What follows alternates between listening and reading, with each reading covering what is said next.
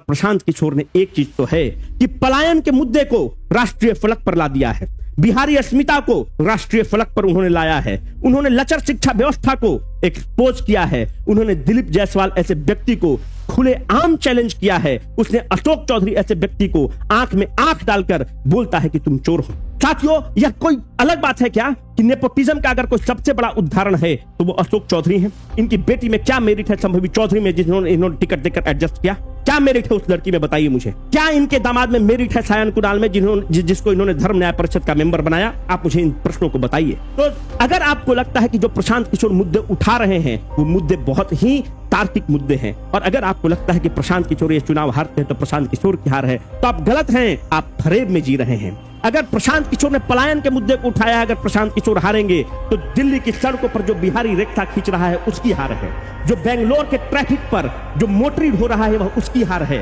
जिस बिहारी को बंबई में बिहारी कहकर थप्पड़ मारा जाता है वह उसकी हार है, प्रशांत किशोर की हार नहीं है। अरे प्रशांत किशोर तो 1000 करोड़ रुपया यूं कमा सकता है और यूं निकल सकता है। प्रशांत किशोर जो कैंडिडेट दिया है, जो प्रोफेसर केसी सिन्हा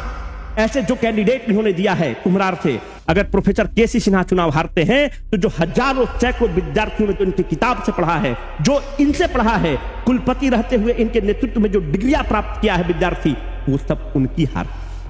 यह प्रशांत किशोर की हार नहीं है। मुद्दे हमारे यही होने चाहिए कि मुद्दा हमारा बेरोजगारी होना चाहिए, मुद्दा हमारा लचर शिक्षा व्यवस्था होना चाहिए, जर्जर अस्पताल, डीएमसीएच की अस्पताल अच्छी है कि नहीं ये होना चाहिए, आपके जिला अस्पताल में आईसीयू और वेंटिलेटर की फैसिलिटी है कि नहीं इस पर होना चाहिए। आप भाजपा, कांग्रेस, जदयू, जनसुराज करते निकल जाएंगे, पर जब अपने बाप को स्ट्रेचर पर ढोते ढोते फर्स्ट फ्लोर से सेकंड फ्लोर और सेकंड फ्लोर से थर्ड फ्लोर और एमआरआई वाले बिल्डिंग में जब आपको घुसाएगा तो उस समय आपको पता चलेगा कि देश में और बिहार में कुछ नहीं चाहिए, मात्र हमें दो चीज चाहिए, एक अच्छा स्वास्थ्य व्यवस्था चाहिए, एक अच्छा हेल्थ सिस्टम चाहिए और एक अच्छा हमें एजुकेशन सिस्टम चाहिए। उसके बाद बिहारी कैपेबल है कि वो सब काम को कर सकते। तो हमें ये नहीं सोचना चाहिए कि कौन व्यक्ति जीत रहा है, कौन व्यक्ति हार रहा है। प्रशांत किशोर का हार ऐसे ऐसे जो लोग हैं, जो ताकतवर लोग हैं, जो हनक से बिहार में चलते हैं, ऐसे लोग हैं जिनको लगता है कि हम पे कोई प्रश्न नहीं उठा सकता है, उन लोगों की जीत होगी। प्रशांत किशोर का क्या है, 1000 करोड़ रुपया का ऐसे भी ये गाइडेंस देते हैं, ऐसे भी सलाहकार हैं, स्ट्रेटेजिस्ट है, ये काम करेंगे और खूब आराम से जीत सकेंगे। प्रशांत किशोर का हार से इस चीज को याद रखना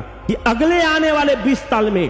कोई भी व्यक्ति अगर इन सरकार और इन ताकतवर लोगों के खिलाफ आवाज उठाएगा तो लोग उसका इसी तरह से मजाक करके बैठा देंगे, मजाक उड़ाकर बैठा देंगे कि तुमसे पहले 20 साल पहले प्रशांत किशोर एक डॉक्टर का लड़का था जो इन लोगों से टकराने की हिमाकत किया और बुरी तरह हारा। प्रशांत किशोर से आप असहमत हो सकते हैं पर आप इनके मुद्दे को खारिज नहीं कर सकते हैं, आप इनके मुद्दे से असहमत नहीं हो सकते हैं। स्कूल का बस्ता छाप पर बटन दबाएं, जन सुराज को विजयी बनाएं।